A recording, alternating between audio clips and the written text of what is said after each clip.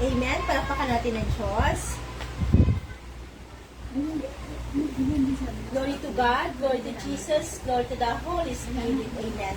Palakpakan muli natin ang Panginoon Diyos. Magandang hapon sa may aling Sister Joy. Sister Joy, magandang hapon. Sister, magandang hapon sa inyong lahat. Magandang hapon po. Palakpakan natin ng Diyos. Napakaganda po ng ating mga pagbasa. Napakaganda ng shinare ni Sister na yung tungkol sa pagbibigay. Napakalaga po nito kasi sa ating ebanghelyo, una, sinabi sa atin ng Diyos na mag-ingat kayo sa mga eskriba na mahilig maglakad ng may mahabang kasuotan at natutuwang pagpugayan sa mga liwasan. Ang ibig nila ay mga tanging luklukan sa mga sinagoga at ang mga upuang pandangal sa mga piking. Tinubos silang kabuhayan ng mga babaeng balo at ang sinasangkalan pag-arasal ng mahaba, lalo pang bibigat ang parusa sa kanila. Amen? Palapakan natin ng Diyos. So, ibig sabihin, sa ating ebanghelyo ng Diyos, ito yung, kumbaga, binabalaan tayo ni Lord. Saan tayo mag-iingat? Mag-iingat daw tayo na yung ating mga hinahangad sa buhay ay dapat totoo. Ano yung totoo na magliligtas sa ating buhay? Kasi maraming tao, hinahangad nila na yumaman. Hinahangad nila maging sikat. Hinahangad nila maging tanyag. Hinahangad nila na maraming lupain. Pero, ano sabi ng Diyos sa atin? Sabi nga niya, ang ibig nila ay mga tanging luklukan sa mga iba naman, ang gusto niya ay luklukan sa mga sinagoga at po ang pandangal sa mga piging. So, sabi nga ni Lord, inuupos nilang kabuhayan ng mga babaeng balot at sasangkal pagdarasal ng mahaba, lalo pang bibigat ang parusa sa kanila. No. Ang panalangin natin, ang nais ng Diyos totoo, tunay. Hindi pwede, sabi nga ng Diyos, ang pagsamba sa akin ng tao hanggang bibig lang. Malayo naman sa akin ang puso nila. No. Paano hanggang bibig lang? Sasabihin ng tao, mahal kita Lord, pero kapatid niya, magulang niya, hindi man niya kinukumusta. Kung sila ba'y kumakain, kung sila ba ay okay lang. O kaya, mahal kita Lord, pero hindi naman siya marunong magpatawad. Hanggang bibig lang pagmamahal, hanggang bibig lang pagsamba, panalangin, pero wala namang gawa. Kasi kung tayo nanalangin, kailangan alam natin na sa ating pananalangin, nandoon yung tiwala sa Diyos, nandoon yung pagsunod sa Diyos, nandoon ang pakikinig sa Diyos. Hindi pwedeng dasal ka ng dasal, pero hindi ka naman nakikinig. Di ba nga, dasal ng dasal, Lord, gusto ko ng ganito, gusto ko ganyan. Pero ang tanong, ano bang gusto sa atin ng Diyos? Nami-misinterpret ng tao ang gusto ng Diyos. Kasi ang gusto ng Diyos sa atin, matuto tayo magpakumbaba. Ang gusto ng Diyos sa atin, matuto tayo makinig sa Diyos. Ang gusto ng Diyos, maging malaya ka. Malaya ka, magpatawad, magmahal. Malaya ka, na gumawa ng mabuti. Kaya ang tanong, anong pumipigil sa tao, bakit ayaw niya magpatawad? Anong pumipigil sa tao, bakit hindi siya nakikinig sa Diyos? Anong pumipigil sa tao, bakit hindi niya magawa ang kabutihan? Dahil mas nananaig ang sarili kaysa sa pag-ibig sa Diyos. Kaya kapag ang tao madamot sa Diyos, pati sa kapwa madamot. Yo, totoo po yan. Ako nung hindi pa ako nakakasunod kay Lord, hindi ko nakikita yung mga, kumbaga, gigising, magtatrabaho, mag-aaral, pamilya, tapos na. Akala ko hanggang ganun lang ang buhay. Hindi pala. Kapag pala ang tao, wala ang Diyos, walang kaligayahan ang tao. At nung ako nakasunod sa Diyos, nalaman ko ang kahalagahan na kailangan pala ang tao ay makinig sa Diyos na hindi ko nagagawa dati. Akala ko okay lang magdasal sa bahay, tapos na. Akala ko okay lang magsimba, tapos na. Pero hindi pala doon nagtatapos. Kailangan pala malaman natin ang lihim na panukala ng Diyos. At anong lihim na panukala ng Diyos? Paano malalaman kung hindi ka naman nakikinig sa Diyos? Kung tamad ka naman magsimba? Kung tamad ka naman makinig, dumalo sa piging ng Diyos sa Sunday fellowship? Kasi without the help of the Holy Spirit, mahirap magbago ang tao.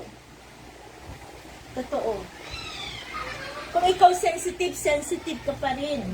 Kung mataas ka pa rin. Kung madamot ka pa rin. Pero to the help of the Holy Spirit, sayang mo sa gusto, babait ka. Kaya hindi ko pa nagtataka kung sasabihin ng iba, bakit siya sipa pero chismosa pa rin? Nagpapatubo pa rin ng pautang. Bakit ganun pa rin?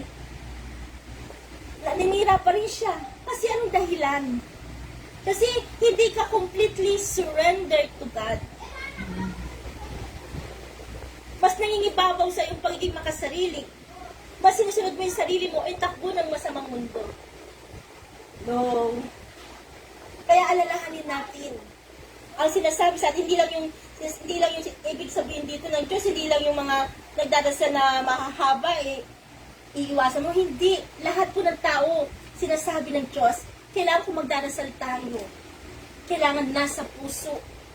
At pag tayo nananalangin, ano ba sinabi ng Diyos? Kahit na kayo manalangin na manalangin, hindi ko dinigin ang iyong dalangin. Kasi bakit? Dahil marami kayong buhay na inutang. Itigil ninyo ang pang-aapi. Pag-aralan nyo, gumawa ng mabuti. Tulungan ng mga ulila at mga balong. Halika kayo magliwanagan tayo. Gaano man kaitim ang iyong kasalanan. Kayang-kaya ko itong paputin kasi puti ng busilak sa kaputian. Hello? So, ibig sabihin ng Diyos, anong dahilan bakit ang tao hindi nagbabago, ba't hindi narinig ang dalangin? Hindi dahil sa kundi dahil sa kasalanan. Kasi intindihin na lang natin ang nangyari kay Jesus. Mula sa lupa, mula sa langit, di ba? Kasi yung iba, ay, dito mag-online mas na lang ako, okay na yun. Mag-anticipated mas na lang ako. Pero, ano bang nais natin ng Diyos? Ano bang utos niya?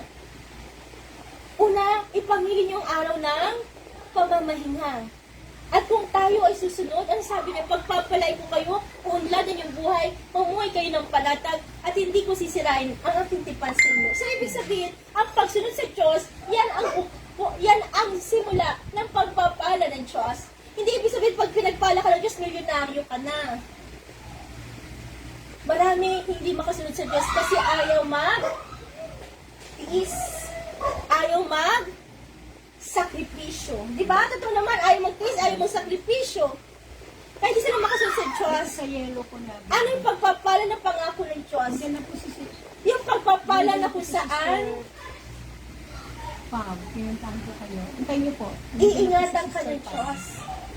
Ililigtas ka ng Diyos, 10 ng pamilya natin. Ito yung pagpapala ng pangako ng Diyos. Yung ililigtas ka ng Diyos sa may LBC po. kapahamakan. Amen? Pumasok ka po dito pamilya ng LBC. Ililigtas ka ng Diyos sa kapahamakan, sa masama at sa panganib. Hello? Diba? Kasi ano laban mo sa masama? Ang laban mo sa kapahamakan? Wala, kahit gaano kayaman ng tao, kahit gaano kasikat, kahit gaano kataas ang posisyon. Kung nandyan na kamatay, wala kang laban. Pero kung ikaw ay nakinig sa Diyos, sumunod sa Diyos, naglingkod sa Diyos, at gumawa ng kabutihan, ililigtas ka ng Diyos, aagawan ka ng Diyos sa kamatayan. Dahil anong masabi ng Diyos? Ang sino mo sumasampalataya at nananalig kay Jesus ay magkakaroon ng buhay na walang hanggan. Amen? At ang nabubuhay, nananalig sa Diyos, ay hindi mamamatay magpakailan, hindi mamamatay kailanman. So, ano na magliligtas sa atin sa kamatayan? Sagot?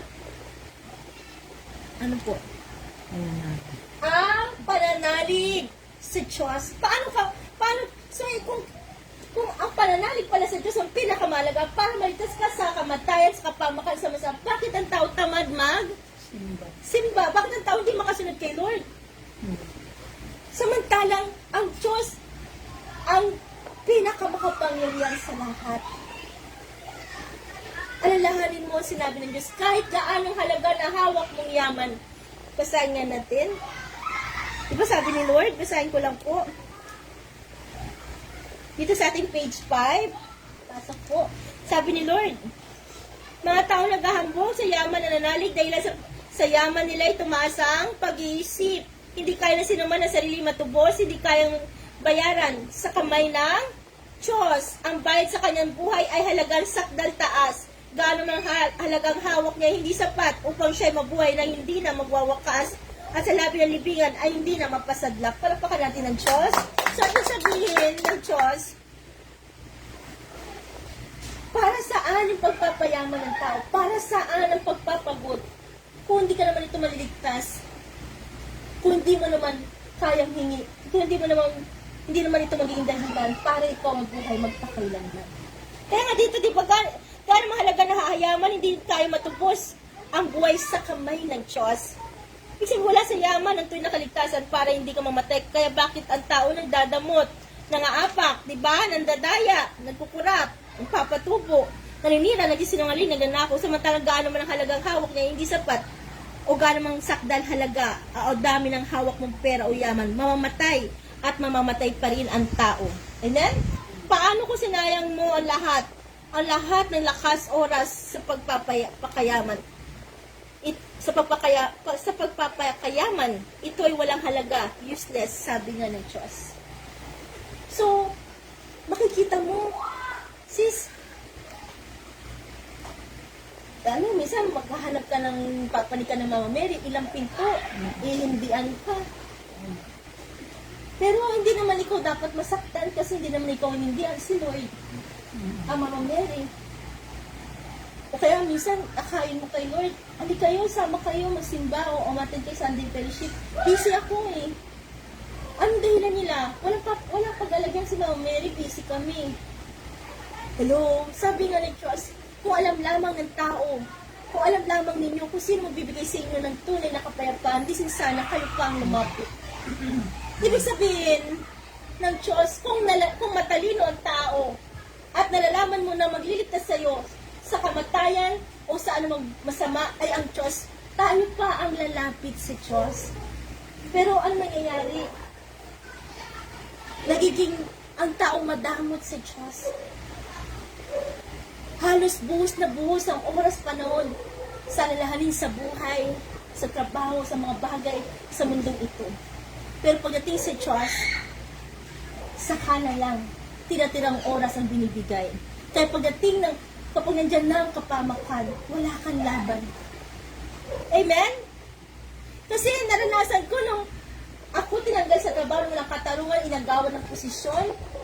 Hindi naman ako, although nasaktan ka, pero umiyak lang ako saglit. Hanggang sa pinaisip sa akin ng Diyos, okay lang. Hindi ko madadala sa langit ang posisyon. Ang malaga makarating ako sa langit. Amen? Pala blessing kasi naalagaan ko ang tatay. Nung ako tinanggal ng walang katarungan, naalagaan ko ang tatay. Nag-aaraw-araw kami ng darasal ng ganito. At napakalaking kayamanan, higit pa sa sweldo ko, ang pinalit ng Diyos. Kasi nakilala ng Diyos ang tatay. At sa huling hininga niya, tinaas niya ang kamay niya, nagpupulsit ko. Sabi niya, wala na. Praise the Lord. Hallelujah. Yun ang hindi kalugi sa buhay. Mayroon kang sandata panlaban sa Diablo. Kasi yung mamamatay na, nasa na kay alahas ko? Ito, oh. Diba? Nasaan na kaya yung pera ko nawawala? Eh bakit mo pahanapin alahas mo? Yung pera mo, yan ba magdita sa'yo sa kamatay? Hindi. Yan ang dahilan. Bakit ang tao hihilahin ng Diablo pailalim sa impyerno? Kasi yung dahilan, dahil hindi ka nagtiwala, hindi ka nagpuri, nagpasalamat hanggang sa uling hininga ng buhay ng tao. Kaya nung ang tatay namatay, bako siya, araw-araw ko nagdarasal ng ganito. Sabi ko, tayo mabuti tignan yung iiwanan mo o wala kang iiwan. Tignan mo si Jesus nakapako sa krus. Makikita mo kung gaano ka kamahal ng Diyos. Amen? Kaya hindi ko alam, nakikinig pala siya. At doon, hindi siya, dati takot na takot siya mamatay, ngayon hindi na. Tinaas pa na kamay niya, nagpupuri sa Diyos. At hindi lang yun, after noon, bago nilibing ang tatay, yung namatay siya, nagkaroon naman ako ng lagnat, 2021 yan ng March. Kala ko lagnat lang kasi walang tulog, alaga. Pero hindi ko alam, ano ba yun? Taas na. COVID na. So, naglamay pa kami. Ako nag-aalaga sa maliit kong pamangkin. Nalikan pa ako sa bib, pero hindi siya nahawa. Ni isa pamilya lang walang nahawa. Tapos after 10 days, 9 days, hindi ko na kayang tumayo. Kaya sila na lang nag 9 days. After March 10 ako nagkaroon eh. March 20, nagharap na kami na pumunta na ako sa mga hospital kasi hindi na ako makahinga. Simula na ako hindi makahinga. So March 22, doon na.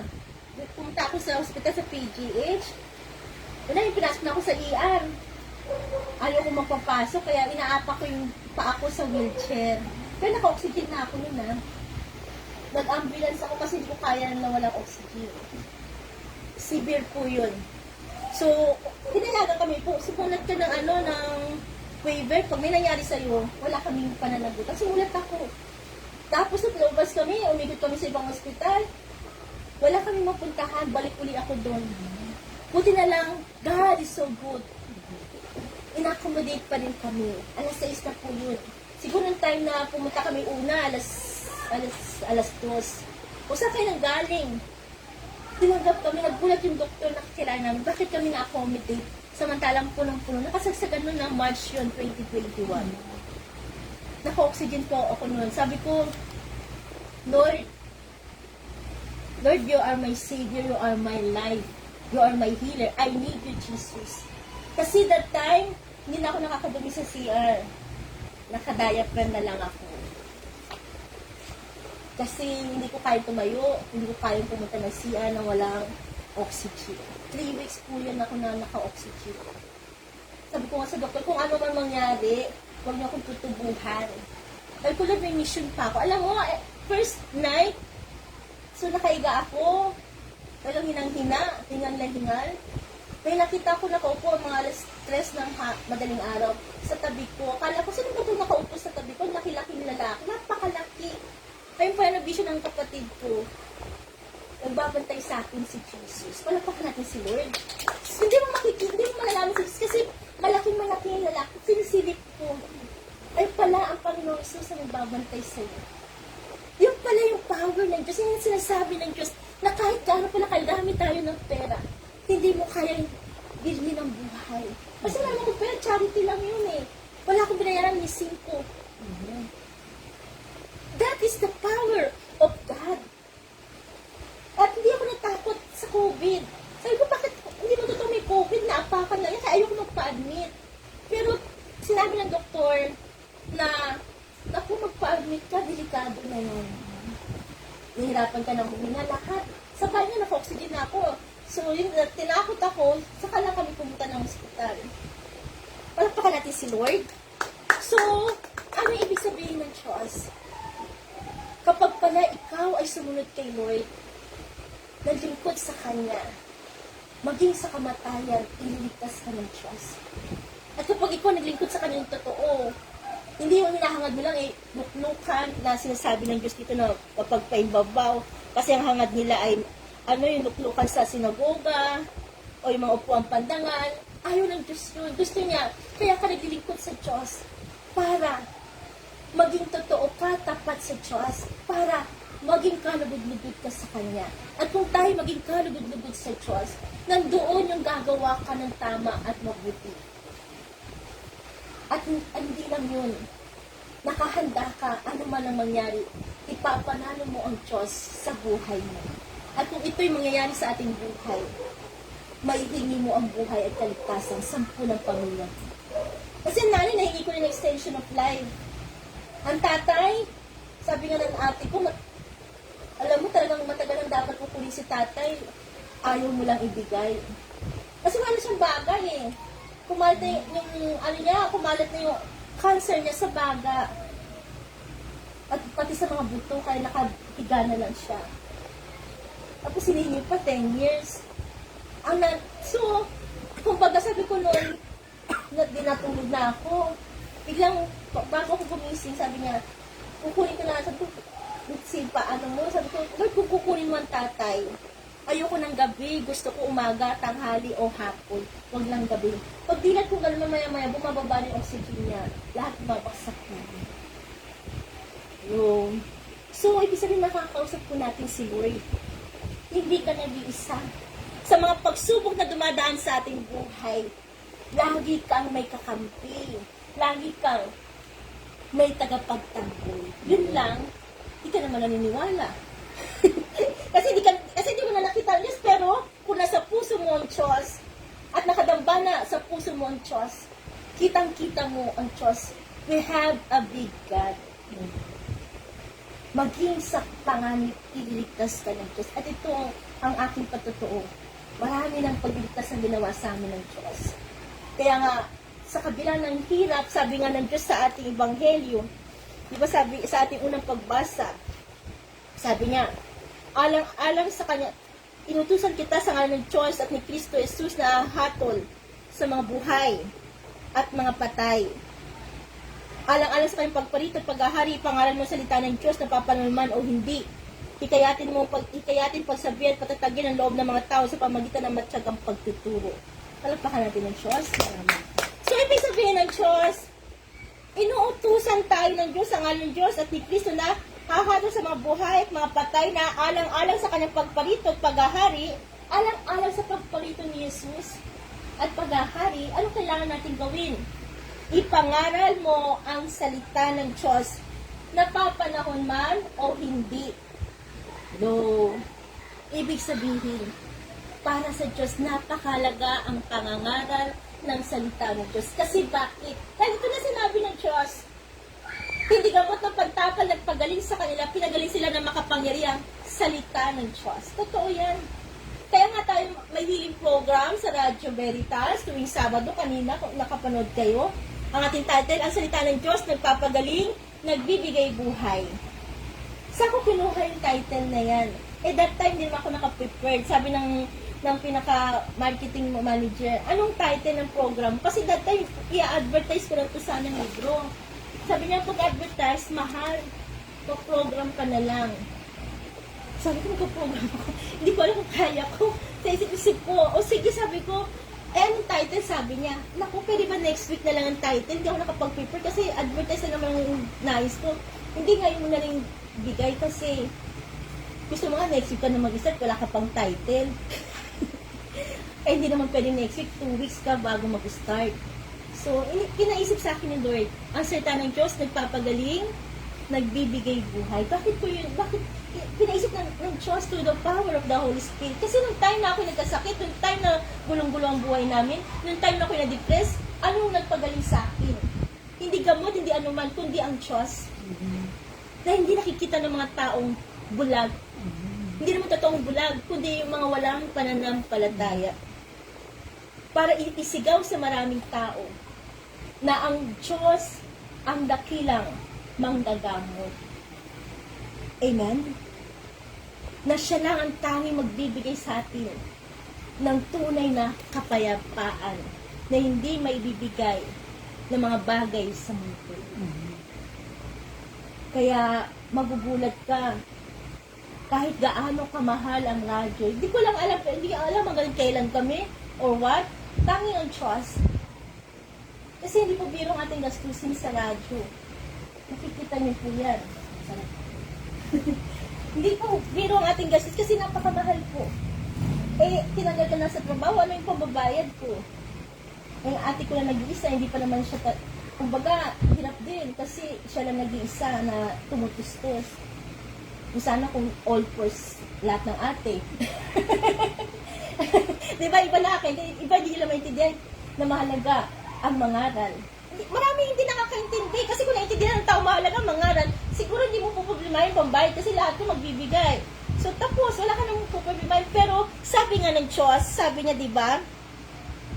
Ang sabi ni Lord, sapagkat darating ang panahon hindi na nila pakikinggan ang wastong aral sa halip susundin nila ang kanilang hilig. Totoo naman yan. Kaya napakahalaga ng pangaral ng salita ng Diyos kasi ipangaral mo siya, napapalma. Hindi kasi bakit? Dahil darating daw ang panahon na ang sabi ng Diyos, hindi na nila pakikinggan. Kaya totoo naman, hindi na nila pakikinggan. Ang gusto na lang nilang pakinggan, ang pakikinggan nila. Makikinig sila sa alamat, sa anumang sabi-sabi ng tao. Pero pagdating na sa Diyos, sarado ng isip nila. Di ba? Totoo na, nangyayari na yan. Sabi ng Diyos, huwag kang mangangalunya. Ang nag-asawa sa hiniwalayan ay nangangalin niya. Ang pinagsama ng Diyos hindi dapat paghiwalayin. Hindi ito maintindihan ng tao, hindi niya matanggap. Pero kung may magpapaliwanag, maunawa, pag ito'y tatanggapin nila, maunawaan nila, oo, tama ang Diyos. Para ang buhay natin ay maayos at walang mawasak na pamilya. Pero kung hindi nila ito uunawain, tatanggapin, maraming mawawasak ang buhay. Maraming mawawasak na pamilya. At yun ang ayaw ng Diyos. Imagine mo kung pumayag ang Diyos, di iba-iba ang taon-taon ng okay lang na iba-iba. Hindi lang ayaw ng kasi gusto ng Diyos, manatili tayong malinis at tapat. Amen? Dasal ka nga ng sal kung namumuhay ka naman sa kasalanan. Kaya alisin ang kasalanan. At hindi naman ganun kadali. Kailangan natin ng tulong at lakas ng Diyos through the power of the Holy Spirit. Amen? Ano na? Ano na? Nalilipat eh. Lumilipat sila. Ayan, okay na. Walang saksakan dyan, ano? Walang saksakan. Wala. So, ibig sabihin ng Diyos, kaya nga, kung walang mga ngaral ng salita ng Diyos, ano na lang ang pakikinggan ng tao? Ang sabihin ng tao, uso naman kasi yan eh. Mag-asawa sa hiniwalayan. Sa tao, uso, pero sa Diyos, di ba sinabi ng mga tao kay Jesus, bakit si Moises, gumawa ng kasultan ng pag-iwan? Sabi ni Jesus, dahil sa katigasan ng ulo niyo. Nga matigas ang ulo ng tao, ang tao gumagawa pa rin ng batas na, paghihiwalay. Hindi mo na lang kung matalino ang tao, sino bang susundin mo? Ang Diyos na may-ari ng buhay mo? Ang salita ng Diyos na pinakamataas na karunungan? O sinasabi ng tao na may hanggan ng buhay? Kung tayo matalino, malalaman natin ang dapat sundin at pakinggan ay ang Diyos upang mabuhay tayo at maligtas sa kapahamakan sa masama at maging sa kapahamakan man. Amen? Parang gulo. Amen? Palampakan natin ng Diyos. Kaya nga, ito ibig sabihin ni Lord, okay na Sen. Walang hawakan. Ayan. Yan ang ibig sabihin ng Diyos. Kaya nga sabi niya, sapagkat natin panahon hindi na nila pakikinggan ang wastong aral. Anong gagawin? Susundin na lang nila ang kanilang hilig. Totoo, susundin na lang gusto nila. Ako, sister, anticipated mas ako eh. Pero maliwanag naman sinabi ng Diyos eh, katlong utos, ano sabi niya? Ipangilimang araw ng pamamahinga. Paano mahalaga magsimba, okay lang din anticipate. Pero pag araw ng linggo, yan ay araw para kay Lord. Kasi na araw sa'yo na yan eh. Yung isang araw, huwag mo nang kunin kay Lord. Kung maalala natin sinabi ng Diyos, ang kay Cesar ay kay Cesar, ang sa Diyos ay sa Diyos. Ano sabihin ni Lord? Ang para sa Diyos, ibigay mo. Huwag mong kunin. Ang para sa kay Cesar, ibigay mo rin. Pero ang nangyayari, puro kay Cesar, sa Diyos, wala na. Kaya pag ang tao namatay, anong laban niya sa impyerno? Kung pinagdamutan mo ang Diyos, ng oras mo, ng panahon mo, pati ng treasure mo. Kasi sa totoo lang, hawak ng Diyos ang buhay ng tao. Kaya wala tayong dapat ipagmalaki. Alalahanin natin sinabi ng Diyos. Huwag mo sabihin ang kayamanan mo bunga ng lakas o talino. Alalahanin mo ang Diyos na bigay sa iyo na lakas. At kung hindi ka makikinig, susunod, malilipol kayo. Isang paalala sa atin ng Diyos na ang lahat na meron tayo ay mula sa Diyos. At dapat lang, araw-araw, sa bawat buhay na ating buhay, lagi tayong magpapasalamat sa Diyos. Kaya nga, kasunod, ano sabi niya? Mangangalap sila ng mga gurong walang ituturo kundi ang mga bagay lamang na gusto nilang marinig. Diba yung mga gusto lang nilang marinig? Kaya nga ngayon, kahit kalokohan, million viewers, pero kay Lord, swerte mo pag 100 viewers ka. Pero kung tutusin, dapat ang pinakikinggan ay ang Diyos. Ang ang chismisan ngayon, hindi na sa labas. Sa Facebook. Sa Facebook na. All over the world. High-tech na rin ang chismisan ngayon. Totoo. At hindi ka na rin magtataka. Million viewers, 100 viewers, 100,000. Pero pagdating kay Lord, 50 viewers, 100 viewers. Pero we're very thankful kasi meron pa rin 100 viewers kahit pa paano. Palakpakan natin si Lord. So, yung mga 100 viewers nila, yung mga 50 viewers nila, yan yung nakikita nila, yung saan ba nila ilalaan ang kanilang oras, panahon, at pakikinig sa Diyos kaya sa chismisan. Amen? Kaya nga, ang sabi niya, ibaba nila sa mga alamat ang kanilang pansit, hindi na nila pakikinggan ng Di ba totoo naman? Ay, sabi nila, bawal magulis sa gabi. Bawal ganito, ganyan. Pero sa Diyos, sinabi ng Diyos, bawal pagkalingkod, kailangan kasi baka nakinig ba ang tao? Hindi. Ipangili mo araw ng linggo. Kaya nga, every Sunday, may araw, oras-oras, may misa. At every Sunday, may fellowship tayo. Sunday fellowship. Kasi yan ang batas ng Diyos. Yan ang utos ng Diyos. Sabi nga nila, basahin ko lang po, bago tayo magtapos. Sabi na sa atin, sikapin natin mapukaw damdamin ng bawat isa sa pag-ibig sa kapwa at paggawa ng mabuti. At huwag kaligtaan ang pagdalo sa ating mga pagtitipon, gaya ng ginagawa ng ilan, kundi pala kasi ang loob sa isa't isa. Lalo na ngayon nakikita natin na lapit ng pagdating ng Panginoon. So, ibig sabihin, huwag kaligtaan ang pagdalo sa pagtitipon. Ang tao, makakalimutin, nakaligtaan. Pero pagdating sa pera, hindi nila makakalimutan. Amen? Kaya nga, hindi ba kayo nagtataka? Kung ang tao sana nakinig, sumunod, siguro walang nagugutom, walang inaapi, walang naghihirap. Kasi, kung ang tao nakinig sa Diyos, mas mangingibabaw sa atin ang pag-ibig, ang kabutihan, at pagpapatawad. Pero dahil nangibabaw sa kanilang sarili o mga bagay sa mundo, nandun ang kadamutan, nandun ang kasakiman, nandun ang kawalan ng pakialam. Bisan nga sa pamilya na lang, hindi mo, halos ngayon mapakabataan o sino man, wala na silang pakialam kung nahihirapan ang nanay nila. Ay, nahihirapan si nanay, si tatay, tulungan ko nga. Wala na, minsan po, konti na lang ang gano'n na, ay, uwi ko, kumusta yung nanay mo, ang tatay mo, o sino man, na kailangan nila ng kamay mo, ng tulong. Tulong man yan sa bahay, tulong man pinansyal, o yung moral support, na minsan, they neglect it. Kinalimutan na nila. And they took it for granted. Hindi nila pinahalagahan. Na yun ang pinakamahalaga. Kaya nga, paano na lang kung wala nag-aral ng buhay para ipangaral ang salita ng Diyos?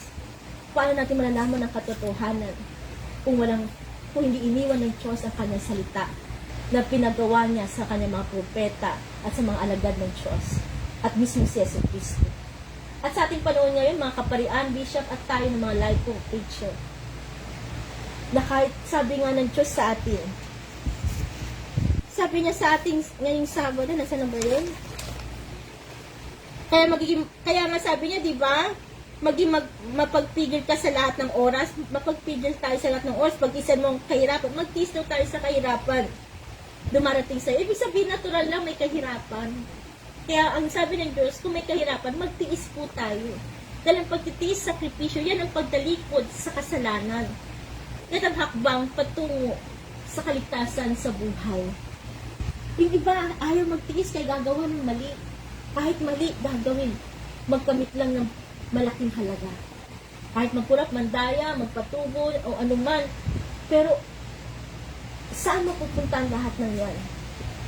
Kung hindi mo ginawa ang para sa Diyos. At yun ang matuto kang maging tapat at gumawa ng mabuti. Una sa Diyos, pangalawa sa kapwa. Amen? Kaya, pagtisan mo, gampanan mo ang tungkulin ng isang mga ngaral na mabuting balitugtin mo yung tungkulin bilang takapaglingkod ng Diyos. Amen? Ako'y iaalay na, dumating na ang oras ng pagpanaw ko sa buhay na ito. Puspusan ako lumaban sa paligsahan. Natapos ko na ang dapat kong takbuhin, nanatili akong tapat sa pananampalataya, kakamtan ko ng korona ng tagumpay. At saan na yaon ang Panginoon na siya makatarungang hukom ang magpuputol sa akin ng korona, hindi lamang sa akin, kundi sa lahat na nananabik sa muli niyang pagparito. Palakpakan natin si Lord. So, ibig sabihin, lahat tayo dati pala na tayo iaalay na handog. Kaya sabi niya ng Diyos, diba, ihandog niyo ang iyong sarili na banal, na kalugod-lugod sa Diyos. Ano pa sabi niya?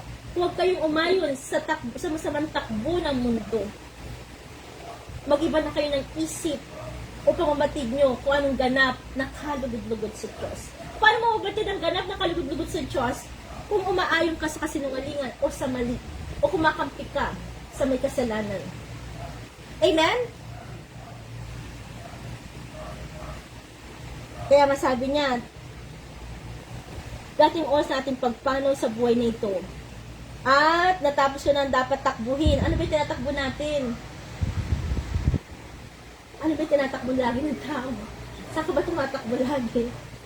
Tumatakbo tayo para ang buhay natin ay ahantong sa langit. Amen? Kaya puputungan tayo ng korona ng tagumpay. Kaya nga sabi ng Diyos, di ba? Kakamtan ko ng korona ng tagumpay at sa araw na yun, ang Panginoon na siya makatarungang hukom ang magpuputong sa akin ng korona. Hindi lamang sa akin, kundi sa lahat ng nananabik sa muli niyang pagparito. Amen? Yun ang isang napakagandang inspirasyon sa buhay. Naggaano man kahirap ang buhay, lahat ito gumagaan kung kasama natin ang Diyos. Ano mang pagsubok ay hindi mo alintana kung ang pag-asa mo ay nasa Diyos, nasa langit. Kaya nga, dito sa ating Ebanghelyo, bago tayo magtapos, sabi nga ng Diyos, pinagmasdan si Jesus ay nasa templo, sa tapat ng hulugan ng mga kaloob, doon sa temple, pinagmasdan mo ang mga taong naghuhulog ng salapi, maraming mayayamang naghulog ng malalaking halaga. Lumapit naman isang babaeng balo at naghulog ng 2 kusing, nakatumbas ng isang pera. Tinawag ni Jesus ang kanyang mga alagad at kanyang sinabi ko na sa inyo, ang dukhang balong iyon ay naghulog ng higit sa kanilang lahat, sapagkat ang iba'y nagkaloob ng bahagi lamang na hindi na nila kailangan.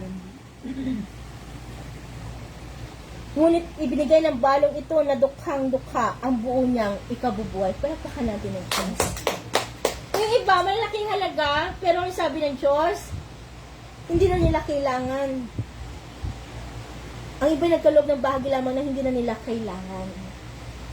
Pero yung babaeng balo, ibinigay ng balong ito na dukhang-dukha ang buo niyang ikabubuhay.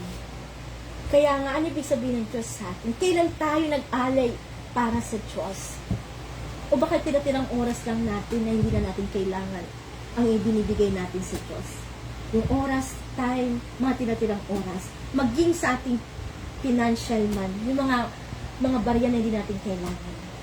Pero ang kinalugdan ng Diyos ay yung bukal ang puso na paghahandog. Maliit, malaki, pero kung bukal ito at buong pusong inihahandog, ito ay gumaganda at kapakipakinabang at kalugod-lugod sa Diyos. Amen? Huwag natin kalilimutan na napakahalaga ng sabi nga ng Diyos, bakit niyo ako dinadaya? Di ba sabi ni Lord, ipasok natin yung 10%.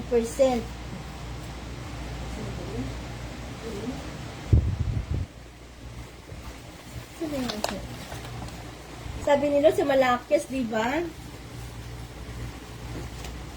Sabi na sa atin ni Lord, basahin ko lang po. Sabi niya, sa Malakias 4. Sabi niya, ang tanong ko na matuwid bang pagnakawan ng taong Diyos? Hindi. Ngunit pinanakawan niyo ako sa paanong paraan, sa mga 10 bahagi at mga handog. Sinusumpa ko kayong lahat sapagkat ako'y pinanakawan ng buong bansa. Dalhin nyo ng buong buo ang inyong 10 bahagi sa tahanan ng Diyos upang matugunan ang pangangailangan sa aking tahanan. Palakpakan natin ng Diyos. So,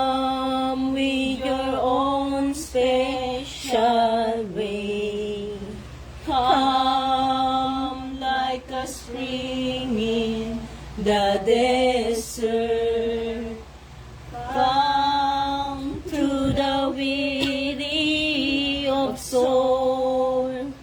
Lord, let your sweet healing power touch me and make me whole. Haming. Lord, dinadalangin ko ang may-aring tahanan, Sister Choi. 10 na kayong mga mahal sa buhay at anak, pagpalain mo po sila. Ipagkaroon mo sa kanilang kagalingan, kalakasan, mahabang buhay, pagpapala na mula sa iyo. Ganun din po si Nanay Lourdes Manansala, Sister Ausha Manansala, Sister Divine Manansala, pagpalain mo po sila, ipagkaroon mo kagalingan, kalakasan, mahabang buhay, pagpapala na mula sa iyo. At si Sister Pamela Castro, Lord, gamutin mo ang kanyang tainga, walang imposible sa iyo, Lord. Sa mga oras na ito, Lord, nananalig kami, Lord, alisin mo yung sakit ng kanyang tainga at yung insekto na yan, Lord, sa kanyang tainga, alisin mo, Panginoon. Kayo ang dakilang manggagamot. You're the greatest healer. Yes, Lord. Ingatan mo po siya at pagpalain, ipagkaroon mo kagalingan, kalakasan, mabangbuhay, pagpapala na mula sa iyo.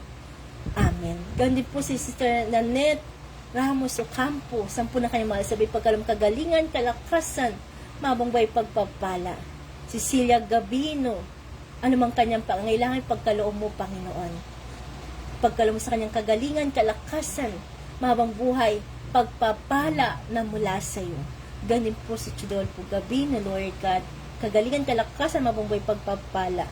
At sa lahat na nanonood, nakikinig sa mga oras na ito, Lord, si Anita Bondo, pagpalain mo po siya, Lord, pagkaloob mo kagalingan, kalakasan, mabang buhay, pagpapala. Si Teresita Bondok, Lord, ingatan mo po siya sa kanyang biyahe ngayon. Nawa, Lord, ingatan mo po siya ang kanyang pagbabahay ngayon papunta dito sa Pilipinas. Lord, walang imposible sa iyo, Lord. Paggalingin mo siya, Lord, at anuman, at ibaba mo yung laksa-laksang anghel na mag-iingat sa kanya. Makarating siya dito ng maluwalhati, Panginoon. Ganun din po, Lord, ang lahat na nanonood, nakikinig, si Ann Ochiguera. Ganun din po, Panginoon, si Marites Verde. Pagpalain mo po sila, ipagkaloob mo kagalingan, kalakasan, mahabang buhay, pagpapala. At ganun din po, si Pulquero Bondok, Maria Limbondok, at ang iyong lingkod, Sister Ana Limbondok. Naway, pagkaloob mo sa bawat isang kagalingan, kalakasan, mahabang buhay. Amen. Pagpapala. Lord, ibuhos mo yung banal na Espiritu Santo. Taas natin kamay, pikit ang ating mata. Awitin natin, halina, Espiritu Santo. Halina, Espiritu Santo. Kailangan kita. Sigla at lakas ng mahina. Pag-asa ka naming lahat. Glory be to the Father. Glory be to the Son. Glory be to the Spirit. Now and forever. Amen. Ang lahat ay magpuri. Hallelujah, hallelujah, hallelujah, hallelujah, hallelujah, hallelujah, hallelujah, hallelujah, hallelujah, hallelujah, hallelujah, hallelujah, hallelujah, hallelujah. Praise you, Lord God. Thank you, Jesus. Thank you, Holy Spirit. Amen. Thank you, Lord. Amen. Magkakaroon tayo ng pray over. Heal me, O Lord, and I will be saved.